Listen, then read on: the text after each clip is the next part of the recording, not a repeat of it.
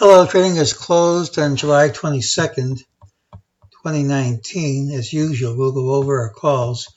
Look for the pattern with the early low, which we got. Usually a rally day with a late high. We got that. Didn't have a big drop in the first hour or two. So close positive. No follow through on the decline.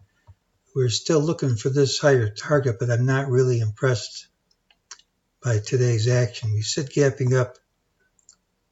Should delay the big drop we see coming.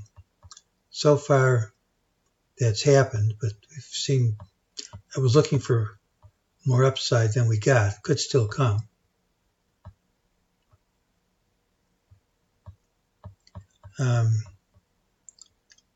During the day, we had a buy signal here, which worked, but MEJT said it wouldn't stick. It was false, and it came back. Nothing for tomorrow, really.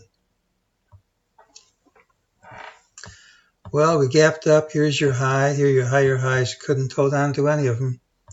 Either we invalidate it by taking out this high or lower prices print. I changed the colors of this AMB, or had them been black for some reason. I don't know why. We still have account compatible with this slow holding, but I'm not really impressed by this action.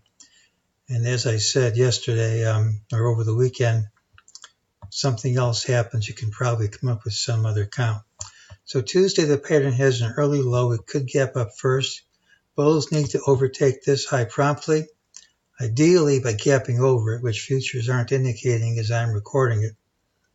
If that doesn't happen, we should see lower prices.